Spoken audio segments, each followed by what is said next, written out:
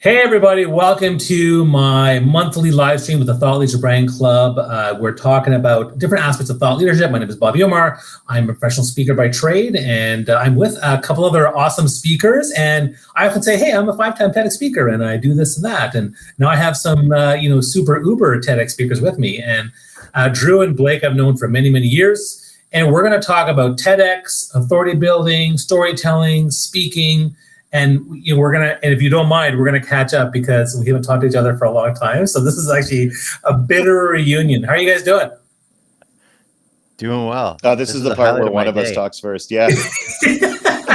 we're gonna go back. We're gonna go back to that pandemic moment where nobody knows who to talk first, right? Yeah, exactly. Well, I think it's a conference call or a Zoom. Or luckily, you guys, your videos are on. So those who are listening to this live stream, we're streaming pretty much everywhere. Like it's on LinkedIn for the most part, but it's going to Twitter, it's going to Facebook, and then it's also going to some of their Facebook and LinkedIn posts as well. So you guys can ask us questions. You can, the first thing is let us know where you're from. Are you if you are if you're listening in, let us know where you're from. But you have questions for us. Right now we have among us 22 TEDx talks. So that's right, Angie. Is Drew the lollipop guy? He's the lollipop guy. I know. So there you go. See, people are knowing who you guys are. So tell us where you're from. Where you're calling in from? Is it North America, South America, Latin America, Africa, Europe, Australia? Any one of those places could be part of this conversation, and you can ask us questions. What I'm going to start off with is I'm going to talk about. I just want to get into actually where we met, which is an Angie from Calgary, Alberta. We met at TEDx. So my first ever TEDx event was called TEDx UWO. And what I recall at that time was I was nervous about TEDx because I didn't know what it was. And when someone invited me to speak, I was like, well, what is TEDx? And I looked it up. I was like, wow, look at all these famous politicians and leaders speaking this thing. I guess it's kind of a big deal. I better do a good job. And they said I had to come up with an original talk. And I was like, what? And with minimal slides. Oh, I love slides. What do I do? And 18 minutes, like, what? Show so short? And I was really nervous. And that day I practiced my talk 30 times, which for me is pretty uncanny because I don't typically rehearse my talks that much. Once I have the structure of my PowerPoint, I'm good. And I rehearsed 30 times. Every single time it went terrible or I screwed something up. And then I saw it opened up with Blake, and Blake started. And I'm not sure, Blake, was that your first one or was that like a couple in? First one, yeah. First one. Oh, so it was your first one. And Drew, I'm not sure when it was yours because I know you'd already done all Lollipop at that point. Is that right? Yeah, I think it was his second one, wasn't it? I think it was the second. It was my third, actually. Okay. Yeah, I did a TEDx Toronto for the first one, and then I did a follow-up to that. And then I remember because UWO was my first university one. Okay, yeah. So then Blake comes out and he tells this whole story with the guitar, and we're making a band, and he started drumming, and I was like, and then he was like, boom, welcome to TEDx. And I was like, damn, this guy is good. It was like, oh, and I was like, wow, how am I going to compete with this guy? And then I'm not sure when Drew went, but then Drew went before me, and I think you went maybe somewhere in the middle. And then Drew goes, and I was like, oh my God, this guy is amazing. Holy cow. I was so nervous. And after that, I was super nervous. And never again, when I did TEDx after that, did I go near the end. Because I was like, because I went on like 5:30 p.m. I was like, I never want to go at the end because I was so nervous. And so I kind of wanted you to share, your experience of that first time we all met. Like, you fire away. You were the host, my friend. Yeah, that's right. You're the host. So you go ahead. Oh, okay. Well, what I do remember is that I stayed at a buddy's place in London, Ontario the night before, and I bought my shirt for $3 at Walmart. So that was, I was excited about that. It's like, okay, $3 shirt, let's go rock this thing. And I also was very new to this TEDx thing. I'm like, I don't know. Apparently there's a lot of cachet to this. And I was super nervous about that, but also really pumped to be the host and the first speaker of the day. And some specific moments that I recall are, I have never seen someone create such a sweet, welcoming, bonfire-esque networking circle in my life as I had seen Bobby Umar do on the first break at that event. So my very first memory of you, Bobby, in my life was I literally saw just like a circle of smiling people in the lobby on the break. and you were just there like brightening their existence. That was literally my first memory of you. And then what was super cool is that I was so pumped to see Drew speak, because at that stage in our careers, Drew and I were like sort of budding friendship mode. We had like emailed a couple times, we met in person sort of once. We were always kind of following or going before the other guy at some like university circuit keynote things. So I was so excited because to me, Drew was a familiar face at that point, but still an early days friendship. So to get to welcome him side stage and like introduce him on stage and watch him rock it on stage and then like sort of high five as he was walking off, it was a chance to deepen the rapport and develop that friendship with Drew even more. So it's awesome because then each of us did some things collaboratively and individually in a huge way since then. But those are some specific memories and moments from that day for me with you guys. I have no memories of that day. No, and it's not because it wasn't memorable. Let me be very clear. What I mean by that is that as a general rule, I remember nothing from any of my TED days. Like I was thinking about it, Bobby, when you said, let's talk a little bit about some of those experiences. And all I remember is terror. And it doesn't matter how many. I really have no real memories of TED events, except I think maybe when I was hosting one of them one year. But Blake, it's funny when you say budding friendship, because what I do sort of remember is I think we may have crossed paths very briefly at the TEDx Toronto event where I did the lollipop talk. But then I think like 3 days later, I got an email from Blake that just said, in a year's time, we are going to be best friends. And I remember thinking that is one of the best ways of opening an email that I could ever imagine. And that's actually what started it, man, is that you just emailed me out of the blue, said, I met you very briefly at TEDx Toronto. In a year from now, we're going to be best friends. And you know what? The thing about Blake is that, and I've said this a bunch of times, is that Blake, more than almost any speaker I know, actually lives the stuff that he talks about on stage. And so that to me is the big memory that I have, is that was the first time I got to meet you. And Bobby, I heard about you before I went there, and we hadn't met yet, but it was you were connected with Shad, and one of my students had gone to Shad and knew you really well and told me that I had to make sure that I saw you. So my only real memory of that time, because I was so scared, I'm always so scared, was Bobby had a teddy bear. And I remember thinking, like, if that guy's going on stage with a teddy bear, I really shouldn't be so freaked out, because clearly this is like a warm place. So yeah, man, like, yeah, is it that one? It was that he actually came on it. Yeah, he came on and hugged it. I didn't know it was Blake's. Blake, was that your teddy bear? I didn't know that was your teddy bear. I tell the story about what happened. My first TED Talk, I was super nervous. I'd already seen you, and I'd seen Drew and Blake do masterful TED Talks. I had to do a good job. I knew the branding required of this. And so I was pacing back and forth. I saw this teddy bear, and I asked if I could grab it. And I'm not sure I asked you, Blake, or maybe someone backstage, but I said, can I borrow the teddy bear? And someone said, sure. And I took the teddy bear, and I was hugging it and pacing back and forth because I was so nervous. And then I walked down on stage, and then I basically, before I started my talk, I hugged it. I put the teddy bear on the table that was there, and I started talking. And people think that I planned that, like the teddy bear and the hug and whatever. But no, I found it backstage, and I was super nervous. But I knew it was Blake's. I just didn't realize you still had it. That was just epic right now. That was amazing. Also, wow. That it's within like sort of arm reach type of thing. Yeah, it never is. I just brought it back from a speech, so it's like funny. Yeah. Yeah, that's amazing. Well, and you know what happens if you're listening in, guys. You know, we're talking about TEDx and storytelling and how you become an authority expert, a speaker in your space. And so, if you have questions, put them in the chat so we can answer those questions, because these guys have a ton of knowledge. And I guess I'll go into starting with a question, which is, you know, how does one become an 8-time or 9-time TEDx speaker? And I'll start with you, Blake, and then we'll go to Drew. Like why 9 times? Like tell me that. Like tell me how it all evolved, and then why go that many? Well, I find that as a professional speaker, sometimes this thing happens where people sort of feel like they can't participate in certain experiences because now they're like a paid speaker.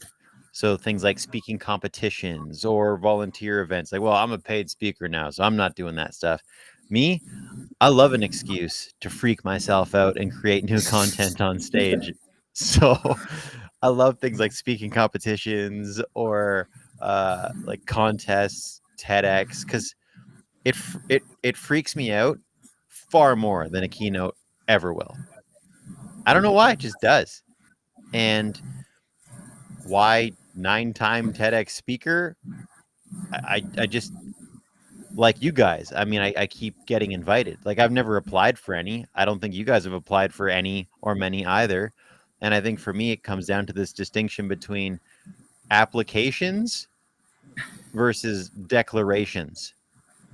So a lot of people are like, apply, apply, apply, apply, and it's like the job market. They're just barfing applications at TEDx events all around the world, and they just go into this pile of other applicants. So applications, whatever, get in line. Good luck. Declarations, that's always been my kind of thing. I love just saying, hey, I think it'd be cool to do a TEDx talk. And I'll just tell a lot of people. And I won't be desperate about it, but I'll just declare, like, I'd love to do that. It looks fun. I think it'd be a fun thing to say. Yeah, I worked on it. I built it. It was done. So I'm always very open and transparent with what I'm building and how I'm building it and whether it's failing or working, or I'm just kind of a crash test dummy that way. And I enjoy that process. So I guess my fortune cookie response is declaring that getting on stages like these for me works way better than applying and asking if I can come. Yeah, you know what? The big thing for me and the story I like to tell is that I only got to do my first TED Talk, and that's the one that really launched me because my students made me do it. I used to run the leadership program at U of T, and I was told by one of my students, the first guy to ever introduce me to a TED Talk, the great Sir Ken Robinson and Do Schools Kill Creativity. And he came in, the same student who got me on that first TED Talk, and he said, there are open applications, 3 open spots for TEDx Toronto. I had no idea what a TEDx was because I think there was like 7 of them in the world at that time. And they said, well, you should apply. And I said, I'm just a part-time speaker. And I always told my students, you're not allowed to say you're just anything because it gives people permission to expect less from you. Right. So the problem is when you try to pull that crap on them, they were having none of it. And I was so scared at the idea of giving a presentation in that forum, seeing who had done it before, that I begged off. And what they did is they got on this new contraption called Facebook, which at the time was just sort of becoming a thing among students, and started a group called Get Drew Dudley to Speak at TEDx Toronto. And I guess what happened is they all nominated me. And I got a call from the TEDx folks, and I was sitting in my basement. I had packed everything up. I had just quit my job. I was waiting for 1-800-GOT-JUNK when I got a call from the TEDx folks saying, look, we don't know who you are really, but the most nominations we got for anyone was 2, and you got 41. So so it wasn't me, guys. It was not me. It was that group of people. And so the way I always talk about it is that if you have people in your life who are trying to hide whatever it is they put out in the world, their music, their poetry, their work, their speaking, like it's such a good friendship move to push. And the only reason I got to do that first one was because of my students. I did a couple more because people saw me at that one. And then what happened was the TEDx talk went on the main TED site in 2012. So 2 years after the original talk, it went on the TED site. And after that, it was more like, I think other TEDx's wanted to get like people they thought were TED speakers or saw as TED speakers on there. And I think that's why I started getting invited to the other ones. Now, the problem was then they'd stick you on at the end, which Right. you nailed it, man. Like I would much rather tee things off and get it done and then get to spend the rest of the day enjoying yourself. Because if you're watching this, I don't think there's anybody who does this job seriously who isn't scared to some degree before they do it. And I think you're getting that for most, except maybe Blake, because he brings such magnificent love to everything he does and he likes being scared. But you'll find, I think, most professional speakers, Blake, man, I can't believe you do that. Like to just come up with new stuff constantly, it just blows my mind. I think it's amazing, man. Thanks. Yeah, I mean, I get scared too. Like every single talk that I do, like having nerves means that I care, and for TED Talks, for sure, I get scared quite a bit. And I think that for me, I got the first TEDx talk, and then what happened was people kept asking me for doing more, and so I did 4 TEDx talks in about a period of 2 years, and part of it is because I always say I built a strong brand. The reason I got the first one is because people knew who I was. They knew I spoke. They knew about me on Facebook and LinkedIn and all those other platforms. And said, "Why don't you come out and do this?" And then when I became a big, Twitter guy and got that big digital reach, people wanted me to come to their talks and do it. I didn't do and I was a quote unquote 4-time TEDx speaker for a long time. I never pursued other ones because I was like, oh man, it's so much work to do an original talk from scratch without my slides. Like, man, I don't need that pressure. But then one day, I think about 7 years later, there was a TED Talk application for the power of connection theme, which is like, that's my hashtag I use on LinkedIn. I was like, oh, okay, well, I have this TED Talk in my back pocket I want to talk about hugs. So let me apply. And all I did was I sent a video. Hey, listen, I would love to do this. I made my declaration, Blake. And then they called me the next day and said, hey, can you come and do this? And so, and of course, preparing that speech was, again, oh my God, what a monster that was to prepare that speech. But it went well. So, part of the reason why we're doing this conversation is to talk about, how TEDx can also propel our authority and help us become experts. I mean, can you guys maybe start with you, Drake? Can you comment on how it actually helped your brand and how it helped you become known as an authority expert to, from what I saw, your speaking career really took off with the help of with a bit of TEDx. Yeah, without a doubt. And I think what really happened was it was just a testament to the power of a story is what really popped up with me, because I'll be straight with you. I've watched that TED Talk that I did, the first one, I think 8 times in total in 13 years now, because I hate it. I hate the story, because I still tell that story, but I in my mind think it's delivered so poorly from a speaking perspective, because I talk really fast and I don't actually pause for 1 second. I don't even take a deep breath. I've actually had people tell me that they use it for their ESL classes, because if an ESL student can follow that talk, it means they can follow English, because I'm speaking so quickly. And so what happened was, in some ways, my friend, it actually sort of pigeonholed me in some ways to do this talk about the lollipop moment, which, I'm not going to rehash here. But ultimately, it gave this impression that I was a motivational speaker who told, cute little stories. And in reality, what I was trying to do, or what I wanted to do, is position myself as an authority on practical leadership, value-based leadership. But it was this one story that I told at the end of my full keynotes that became the TED Talk. And what happened was, I've been the lollipop guy ever since. And I'll be honest with you, for a few years, I fought back against that. And then I started to realize this, for what it's worth to anyone listening out there. If people tell you that some part of you inspires them, if people tell you that some part of you has an impact on them, who are we to decide that that's not okay with us? And so I always like, I don't want to be the lollipop guy. I don't want to be the lollipop guy, because it doesn't have enough gravitas.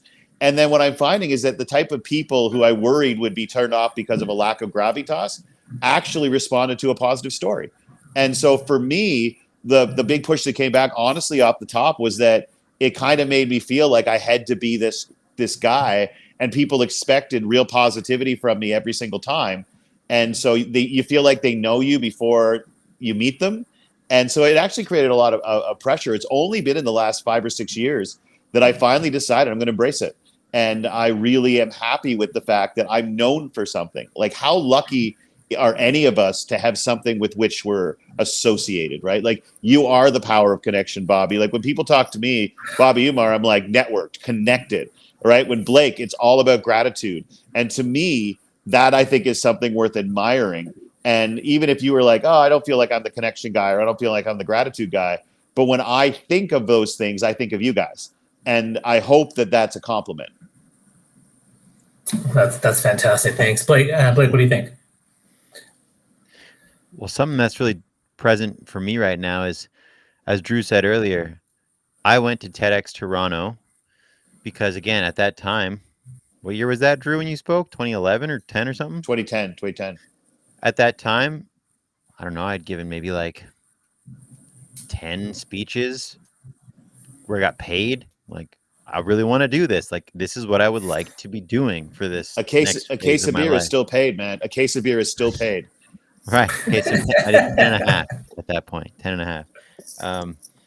But yes, I went to TEDx Toronto. I had no ticket to it. I sat in the lobby because there's a TV where you can watch the event on stage from the lobby. So I went to the event, sat in the lobby, watched it on TV, and then on a break, one of the ushers was like, "Hey, everyone, come on in, come on in, come on in." And I was just sitting on the bench because, I don't have a ticket.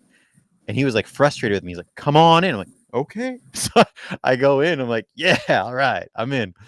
But I only caught maybe 2 or 3 of the talks at the end of the day. So I saw Drew's on the TV before I got to like go in. And the moral of this story is I walked up to Drew after, like he mentioned, and I just said, "Hey, like we've messaged once or twice and we're kind of in the same circle, it seems. Nice to meet you. We're going to be friends someday." And I literally met Drew like minutes after his speaking career was like born. Like I literally met him as he was just on the come down, the adrenaline come down of his completed first TEDx talk, which was like such a beautiful, well-deserved springboard into so much. And to know that Drew, that I met you like an hour after all that is pretty special.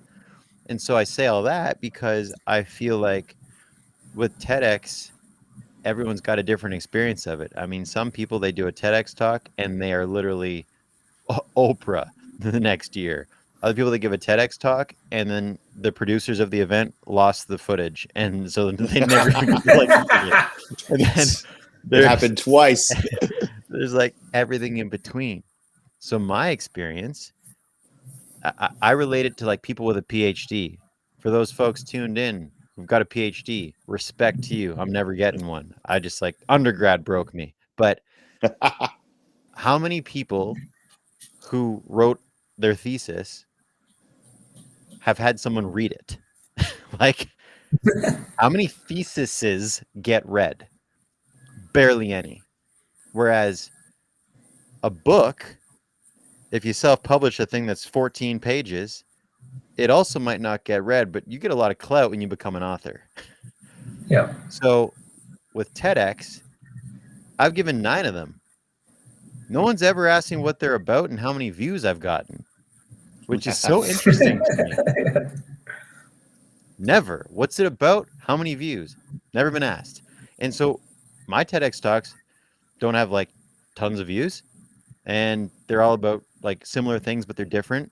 So 9-time TEDx speaker has gotten me into a lot of parties, metaphorically, as a speaker. It's like, oh, 9-time TEDx speaker. But people aren't like asking me about views or topics. They're just like, oh, this guy's got the 9-time TEDx feather in his baseball cap. Let's talk to him. So I'm not saying just get this like weird credibility thing for your LinkedIn profile, but I get a lot of joy figuring out how can everyone position themselves in a cool, intriguing way. Like whether it's 9-time TEDx speaker, or whether it's the lollipop guy, or whether it's like the LinkedIn guru, power of connection, like empire builder Bobby, or even if people just only wear baseball hats all the time while they're like on Zoom. It's like the baseball hat person. I don't know, I'm making it up, but authority building doesn't necessarily mean the same thing to everyone. Authority building is just like choose the authority you want built and like be bold about it and have fun in the process. Yeah, Because and I we, think that. Oh, go ahead. Go ahead, Drew. I was going to say, we've seen it like in today's world, that you don't really have to have anything behind it. And so what I think is so important is that make sure you're more than the title. Like you were saying, my friend, you're 9-time TED speaker, but you're a lot more than that. And I think that we're seeing in the world, you've got is it George Santos or whatever his name is? Like, you just cloak yourself in credibility that isn't necessarily actually there. So I think a real big part of authority is making sure that there's more than the cover sheet. And because we're seeing a lot in this world where people are coming out and they just make up their cover sheets. And when it gets blown up, it doesn't look good on them or anyone else. So make sure there's some depth underneath whatever wrapping paper you get put around you, I think is what's really important. Yeah, I think there's certainly some credibility to having the TEDx brand, right? But I think if it's multiple, then it's kind of like being nominated 5 times by, let's say for acting. Well, then I think even if you never win, you still are known by your peers as a pretty formidable actor. And so having the 5 or the 8 or the 9, I mean, then it's still helpful to say, well, this person clearly is a pretty good speaker, a good storyteller. They know what they're talking about, even if you don't know what they're nominated for or what their TEDx talks are about. I think that's certainly, and to me, I see it as it's an asset. It's an asset that I have as a speaker that gets to open doors. It's the same impact as having a book. It's the same impact to me as having a program. I usually say getting a TEDx talk is something that I believe anyone can do, and with the right kind of strategy. And that's kind of what and I know Blake does that. He helps people get TED Talks, and I also help people do that now as something as part of my coaching that I do. But I think the credibility and the brand building is it's a great asset to have. So that's, for me, I'm very grateful for what it's done for me.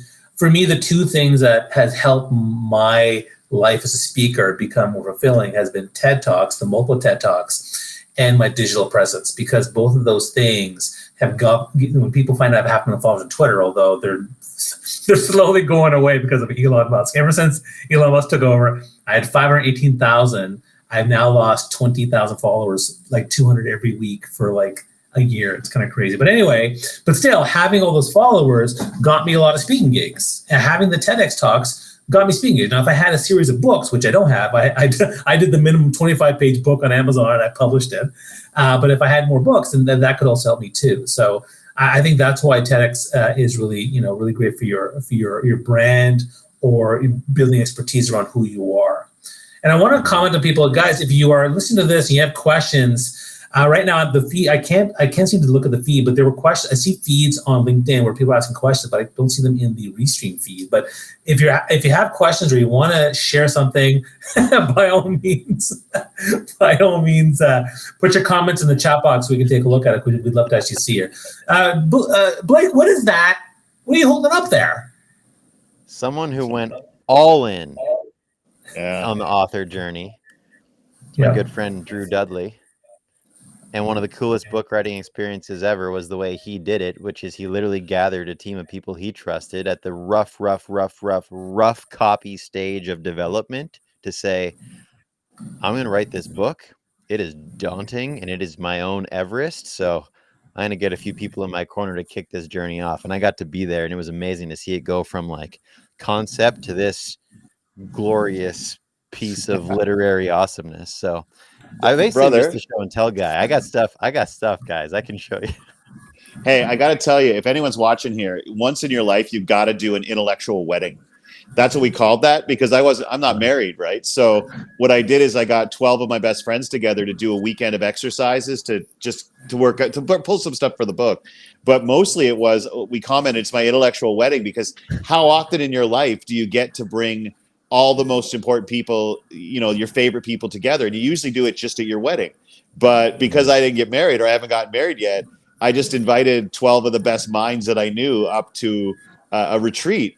And every one of you out there, come up with a reason to ask your intellectual wedding guests to come away for a weekend. Just pick something that you're struggling with and just tell people, come, let's do a weekend. We're going to hack through this together. Man, one of the best experiences of my life. And Bobby, I'll mention this too. When you talk about authority for any speaker out there, whether it's TEDx or something else, it doesn't matter how much they're paying you. If they have a multi-camera setup with good audio and an audience, do it. Like the number one thing is that completely agree. Multi-camera shoot, good audio, audience. That is a speaker's goal. Like, it's not just that you do a TEDx talk. It's that most TEDx talks, some TEDx events have really great production values. And if you're looking at becoming a speaker, being a professional storyteller, as Blake once I heard him say, a professional sentimentalist is what I heard him call himself once, which I loved. Make sure that you find that opportunity to get a really good video with multi-camera and an audience in it. It's absolutely gold. It's really expensive, and that's one of the best things about, if you're like, oh, is a TEDx talk really worth it? Forget the clout, forget the 3 red letters. Focus on the fact that if you can get that, and if you can do it at other events, do that too. Completely agree. I tell people that the branding is one thing, but getting the video is fantastic. When I had my video, it was the best marketing tool I had to put myself out there. So yes, and that actually reminds me of how to identify when TEDx talks that you get accepted into are maybe not that good. So for example, of the 5, 2 of them, there is no videos of those things ever. And because it was not really the best organized TED Talk. In retrospect, maybe I shouldn't have done that. I don't know. But, maybe I'd ask you guys, how do you know if you get a TED? And also, I say I'm a 5-time TEDx speaker, but I'm also a 3-time TEDx rejector. I've been asked to do 3 other TED Talks, and I said no. I turned them down. So I want to ask you about that. Like, how do you identify? Maybe you should steer clear from this TED Talk invitation. Blake, my man. Let's go, Blake. Sorry, I should ask for 1%. I'm a little bit of a hybrid on this one because, as I said earlier, I really get excited to create a thing, and so, like, I have some friends where it's like, oh, if I'm seen at that event, like, it'll just like blow my brand, like, in a bad way, just like, oh, I can't be seen there, like, oh. So I'm not saying I would do everything, but if I actually feel pulled to create something and like use it to build new content or stories or thought leadership, I'd probably just storytell the whole journey. Meaning like, hey, I just said yes to this event that's happening in a cow field. There's actually not even any internet, and I don't know if anyone's going to be there, but I'm working really diligently to build my talk. Like I'd storytell the whole journey, and then the delivery of it. Cool, yeah, that's a piece of the puzzle. But I think an easy assessment is just like asking a couple basic questions of how many cameras will be there, and like, is the audio feed direct to camera or not? Like those kinds of questions, not to be a jerk, but that kind of question, if they're like able to answer it easy, okay, you're dealing with some pros. Whereas if they're like, well, my mom's driving me and she's going to bring her iPhone 4 because she doesn't use it anymore, then that's also a hint of like what we're kind of working with in the wings of the stage. Drew, what do you think? About 3 things. How many times have they done it? Is one. Try to avoid first times if possible, just because that's where a lot of the kinks work out. Plus, they're usually a smaller group to begin with. So, how many times have they done it? Can I see the videos from last year? I think honestly, just looking at previous videos tell you all you need to know. I did 2 events, neither one of which probably might surprise some people that I said yes, but I looked at their videos from previous years and they were dynamite. And so for me, like Blake, people saying I don't want to go to that because it might hurt my brand. I'm kind of with you on this, which is I once heard Chris Rock say, if you have to drive 4 hours to do 5 minutes and get paid $50, you do it because that's what you have to do to make your craft, like to become someone who has mastered their craft. But what happens is if you're going to put in the time and the effort to do a talk that you really do want a video from, how many times have you done it? And can I see last year's videos? And where is it? And those 3 things will probably tell you all you need to know. If it's in a gym, God help us all. But basically, is it in a multi-purpose room? Is it in a theater? If they're doing it in an auditorium or a theater, that's better. If they've had videos before, check that out. If they've had a few years under their belt, check those out. So those are the key pieces that I think are whether it's going to be worth a good investment of your time. Acknowledging that any time that you can get somebody's attention and they will give it to you is a gift. And so if there's 5 people there, I've spoken to 6 people at an event for which I was paid 5 figures. And there were 6 people there, which makes everybody uncomfortable, right? Because you're taking people's money. There's only 6. But how many people get 6 people to listen to them for an extended period of time in any given day? It's really a gift. And for anybody listening out there who's worried about whether or not you're going to get the big gigs, every gig is a big gig if you bring it.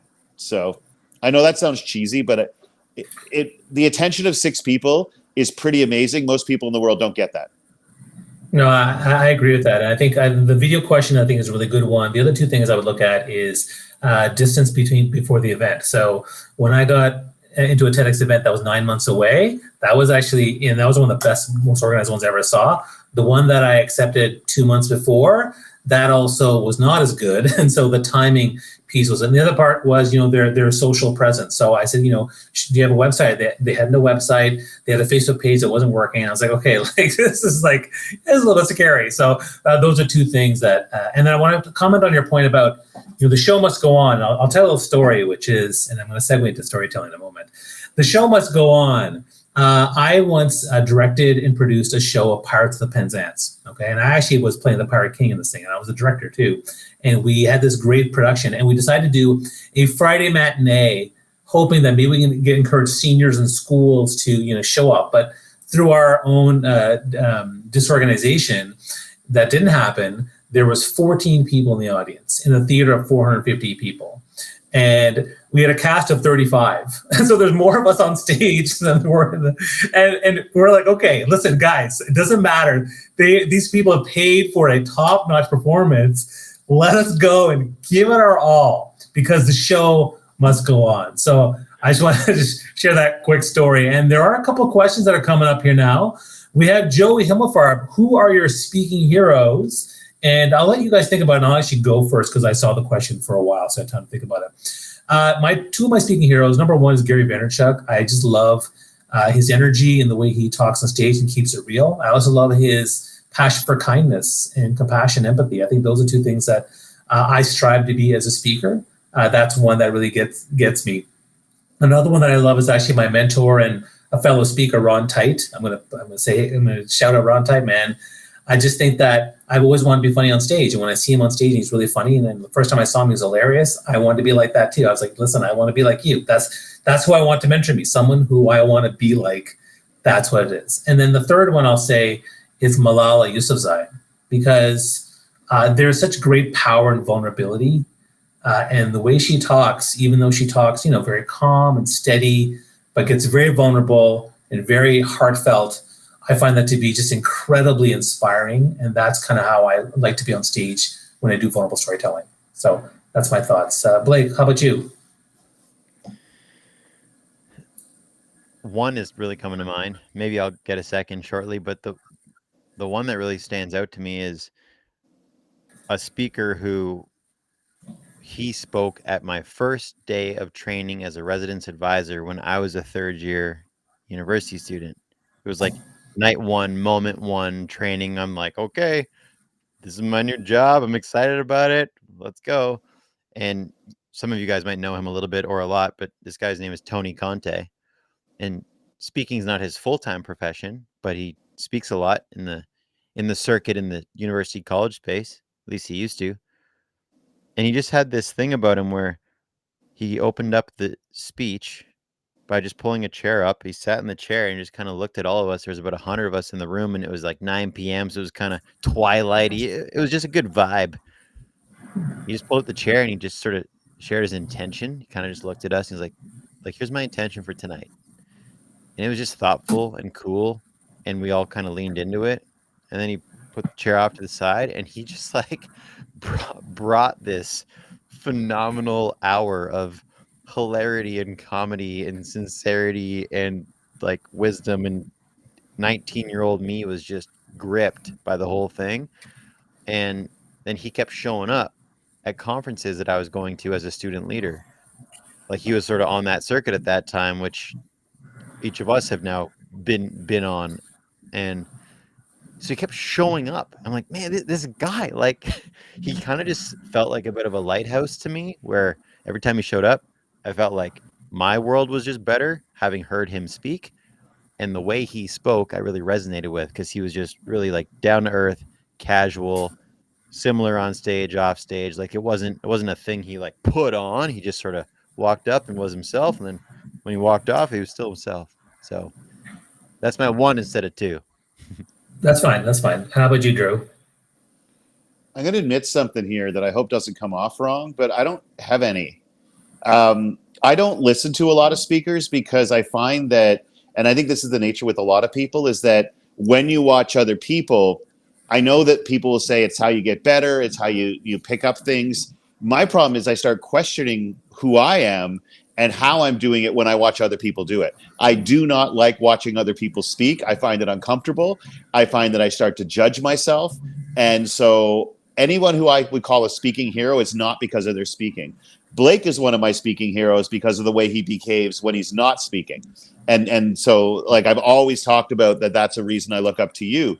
I have individual speeches that have moved me tremendously, but I wouldn't say I have any speaking heroes. One, because, and I know that some people will feel that this is the wrong thing to do if you want to master your art.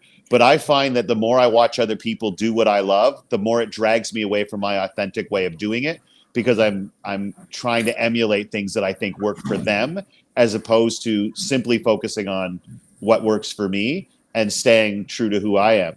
I have certain speeches, a lot of RFK speeches. He gave one to the University of Johannesburg in South Africa. He did one the night after or the day after Martin Luther King was shot, called "The Mindless Menace of Violence." But I know he didn't write those speeches. Blake, I don't remember his name, but he runs a youth speakers bureau now. And for years he was speaking on the circuit, and now he's sort of brought together a bunch of other young speakers. And I saw him speak at an event, and I remember I ran up to him backstage and told him he made me want to be a better speaker. Do you remember his name, Blake? I think you might have worked with him. Ship. Yeah, Josh Ship. He blew me away with a 10-minute speech. I went up and told him that he made me hate myself as a speaker and made me want to be a better speaker. Because once, one of the best compliments I ever heard was my co-host at TEDx Toronto, the first year I hosted. A spoken word poet killed it. And as he came off the stage, my co-host grabbed him aside. He said, "I hate most spoken word poets because I love spoken word poetry." And he just said, "I love what you did so much." And I think that maybe sometimes the reason I stay away from watching other people speak is that I don't like most speakers because I love great speaking. And so I know that sounds weird, but I figure let's be honest and vulnerable here, as Bobby would. I don't have speaking heroes except for people who they're my heroes and they happen to be speakers. And I think that's fair. I mean, we all have what motivates us, what fuels us. I can tell you that when I watch Drew speak and Blake speak, I want to be a better speaker. Like it motivated me. Man. Like watching Blake with the guitar and the drums and how he set that up, that was like fantastic storytelling. And then I think with Drew, like just his articulation, eloquence was just like, wow, like just even in regular conversation, it was just really, really good. And I wanted to be better. And so I think for me, that's when I see people like you guys, I want to be better. So and that's but I think each person is different in terms of what motivates them. So I appreciate that vulnerability. We got a lot of questions coming in now, which is great. But that's what we want. We want questions. So if you're liking this, please follow Drew and Blake across their channels, wherever they are. YouTube, Twitter, Threads, Instagram, Facebook, LinkedIn, wherever it might be, Snapchat, I don't know, wherever they are, follow them, okay? Make sure you engage them, ask questions, that'll be great.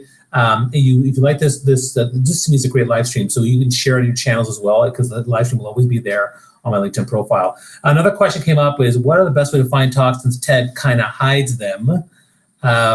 Anybody want to take that on? I mean, I'll go to Drew. Go to Blake. How about you? Any thoughts on this? Well, something that I say to folks that I work with, even myself, is if I want to do one of these things ever, I just go to the TED.com website and you can find a list of like TEDx events happening around the world.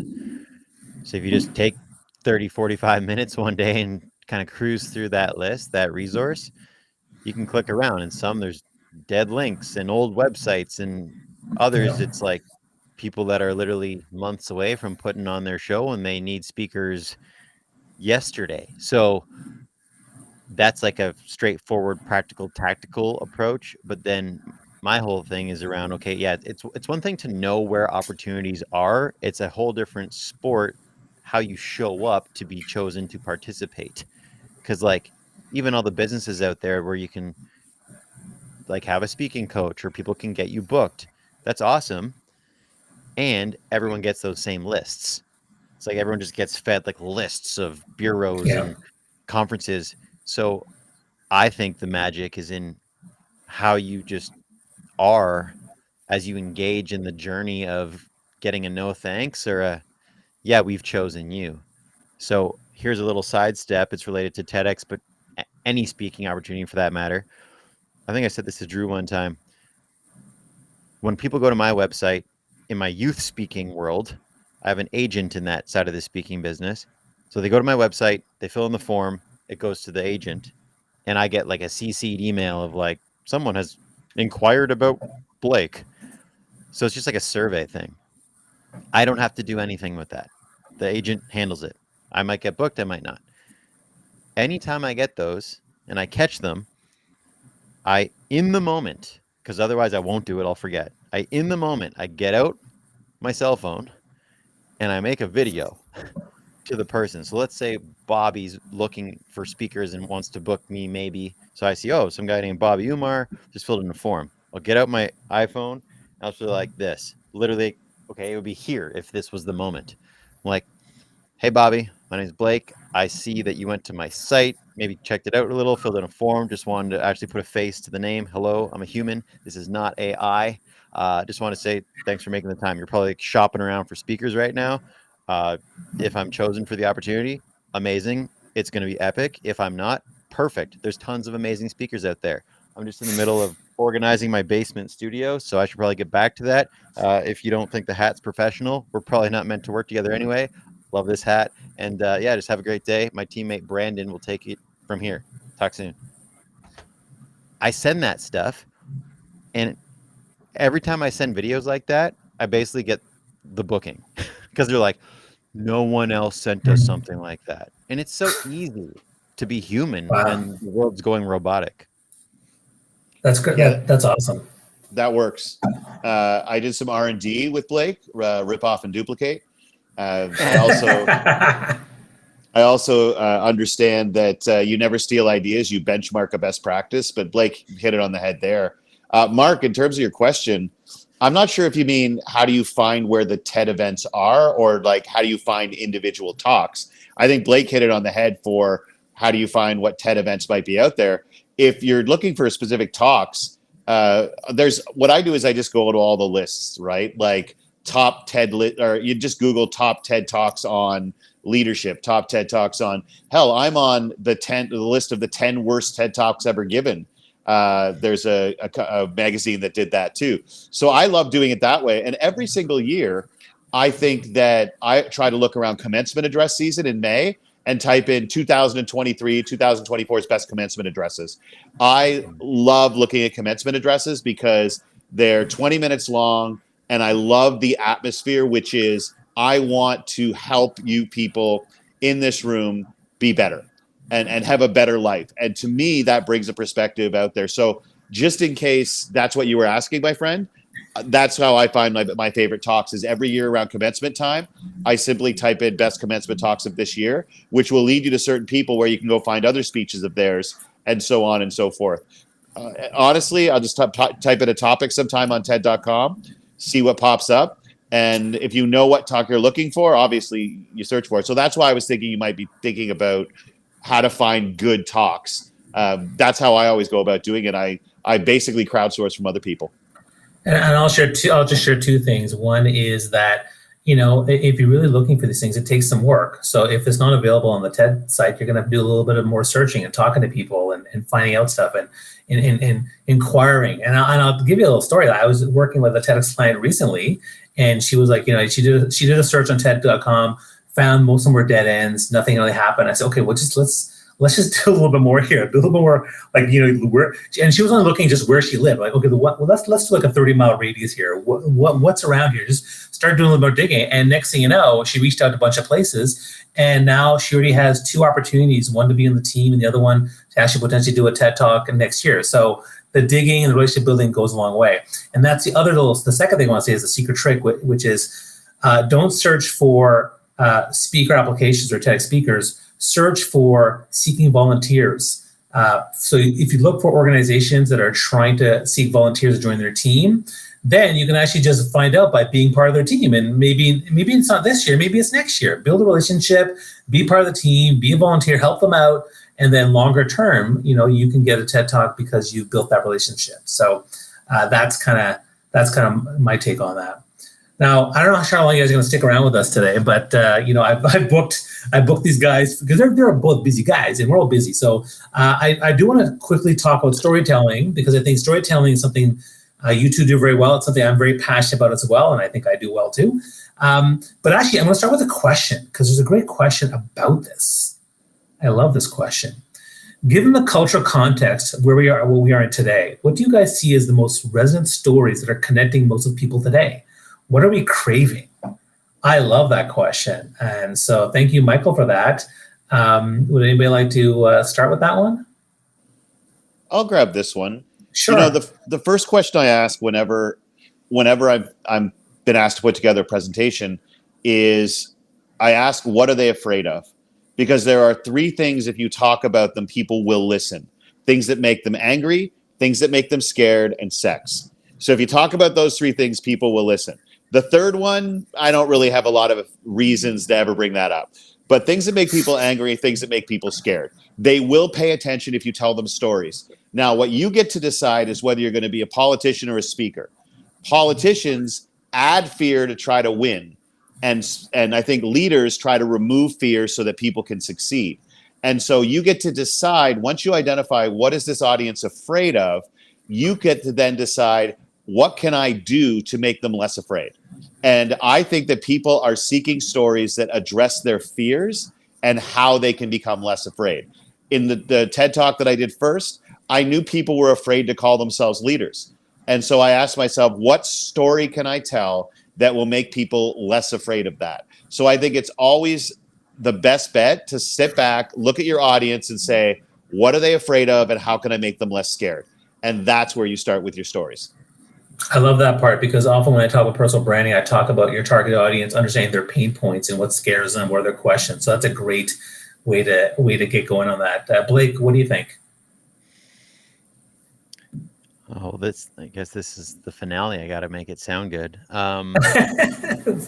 What came to my mind when I read this awesome question was, first, Drew's going to have a killer answer, which he did. So that was my first thought. And the second thought I had was just the words, like, our own story. I feel like sometimes speakers, they'll just go source a bunch of stories out there. Like, I'll go find some stories and like that will make up my speech. And that's cool.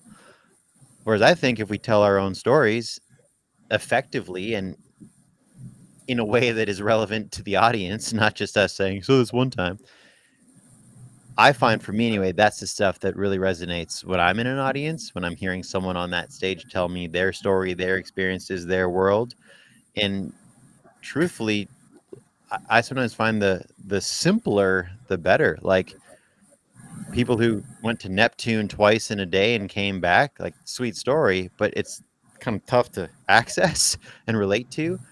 Whereas when people are just talking about an experience they had or the lens they have on day-to-day life and give me an insight that I just didn't have on that day-to-day life experience up until hearing them, I love stories like that. That's why I think what was so cool about Drew's TEDx talk when he kicked it off with the lollipop story, it's like, it's so universal and so beautiful and so accessible. It's not the, like, how to climb Everest 48 times and everyone's like moved but also stuck when they hear stuff like that. Yeah, I mean, go ahead. Sorry, brother. Well, I was going to say, if it's your story, but it has to be about the audience. I think that's what Blake was just saying there, is that as you tell the story, you're trying to make the audience tell their version of the story to themselves. And so I've always said, even though it's your story, you shouldn't be the main character when you're on stage. The audience should be the main character, and every story you tell about yourself should be a lesson for the audience that they can actually use. So if you're going to talk about climbing Everest, you need to talk about, what are the 5 things I learned on Everest that I can use to get through my life in Toronto or Montreal or Sioux Falls or wherever, right? So it's you have to tell the story, but they have to be the main character. Sorry, Bobby, I interrupted you again, man. No, that's fine. That's fine. I mean, I've been shifting the way I do my keynotes now, because I do add more stories to it. I used to be more structured with kind of the PowerPoint training piece and the 5 points here and the 3 points here, and I've changed that. And what I'll say, what are people craving? They're craving connection. They're craving to be understood and heard. They're craving to have relatability with one another.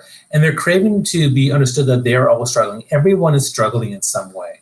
And so for me, when I talk about, I tell personal stories about my life, but I definitely will tell stories about the struggle, the things that are real. I mean, gosh, there's got to be a TED Talk out there now about the Zoom mute button and how people struggle with that for a couple of years. But I'm very open about being very vulnerable about everything in my life.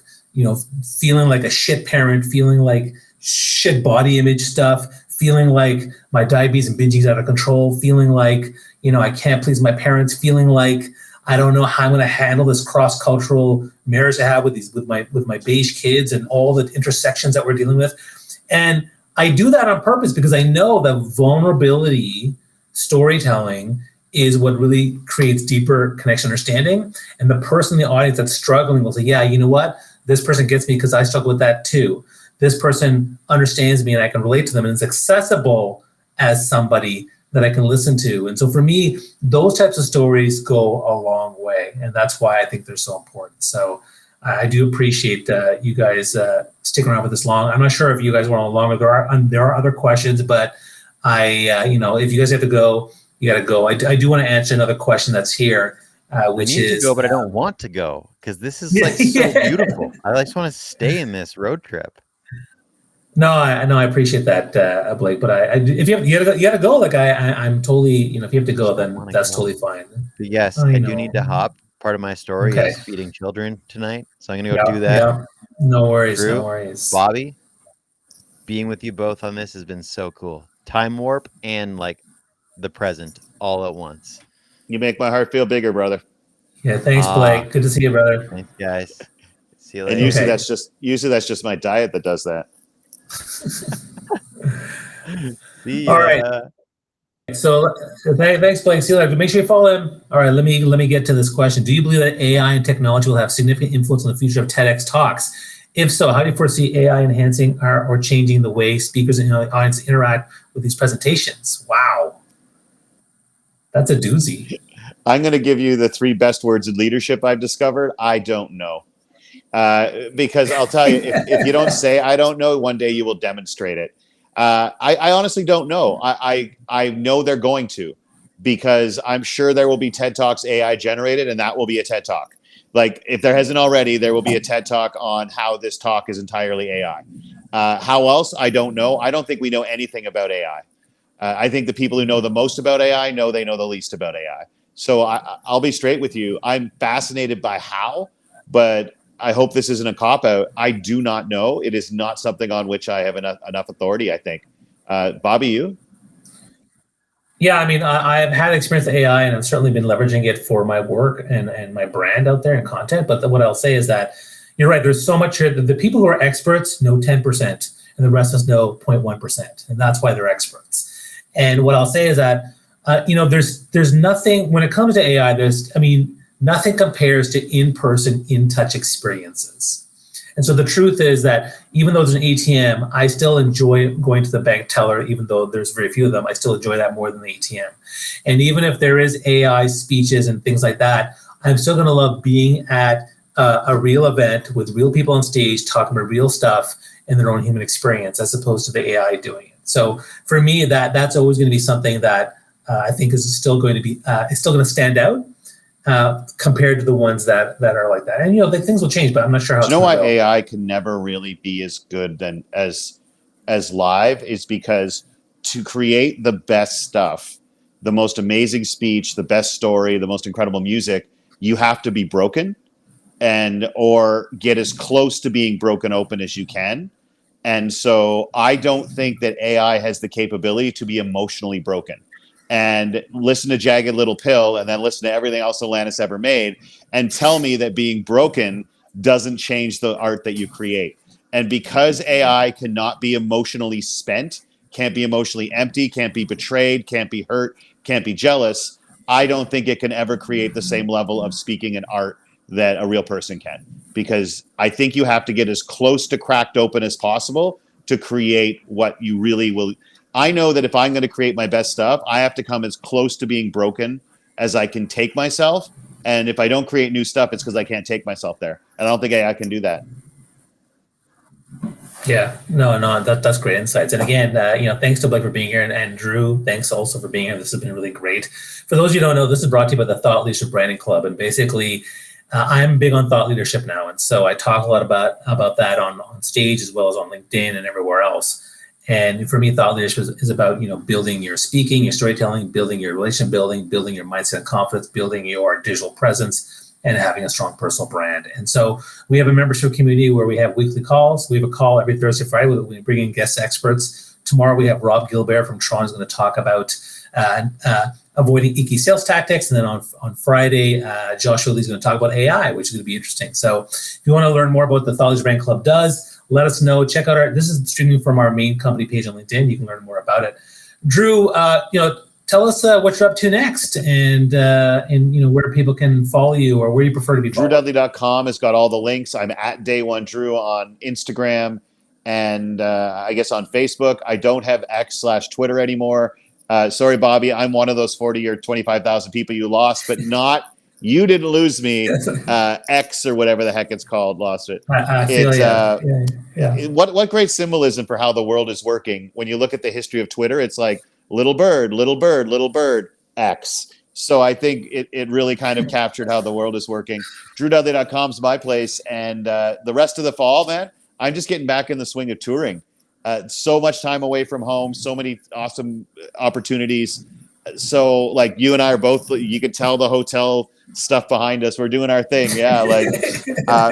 My friend, my goal is to get back into shape, not just physical shape, but get back into the shape that you need to bring your best intellectual performance every time. And I'll tell you, if anyone else is struggling out there, look, we could say the pandemic's been over now for however many months. I'm still struggling to do the thing I was born to do. So if you're struggling with it, look, we're all doing it. We're all struggling to get back to our full speed, feel like we did before. So forgive yourself for what it's worth. I really appreciate you saying that, Drew, because that I've also been on a weight journey my whole life, and I was doing quite well before the pandemic hit, and then everything just went down the shitter, which is what I call Twitter now, because of the X, right? So, but this is the side with it. But yeah, I gained all the weight back, and getting back into the speed of things has been really tough. I've been having a hard time finding momentum. So that's, again, everyone here is struggling with different things, and if you're willing to put it out there and to share your story and talk about it, everyone here can with community, with conversations, with connection, and with storytelling, you can actually connect with one another, share ideas, and also, I think everyone can get a TED Talk, because I think every person has a story to share and an idea that I think I'd love to hear. So that's why we do what we do. The story is the basic unit of human understanding, right? Like, take a look through human history. That is the basic building block of everything that we've ever created. So, and tell your story. Like you just said it, my friend. You don't know when it's going to land on somebody. After, I lost my girlfriend a few years ago, and I didn't cry for weeks afterwards. It was just such an overwhelming feeling. And then I'm driving along listening to The Moth. And look, if anybody here isn't familiar with The Moth, before we go, we got to tell you to listen to The Moth if you want to become a better storyteller.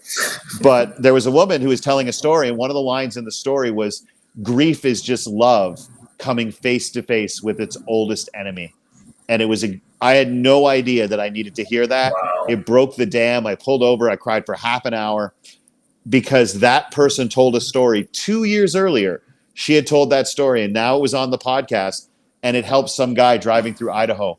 So whatever your story is, folks, put it out in the world, because you may not think it's important, but the biggest gift we can give other people isn't to make them say, "Oh, wow, I can't do that. I can't do this many TED Talks," or "I can't give a speech," or "I can't create that piece of art." We're taught to do that, but the greatest gift we can give other people is to make them look at us and say, "I thought I was the only one." Like, man, it. Like, I thought it was. You're not the only one, man, who put the weight back on. You're not the only one who now you're supposed to go back, and because we did it again, right? My next tattoo, Bobby, is just going to say, "You were younger the last time you tried that." because I think I need to be reminded of that every time I want to go for that hike, every time I want to do that, go back to the gym, every time that I want to lose weight. You were younger the last time you did that. Have a little bit of compassion for yourself. Forget self-care. Don't forget self-care.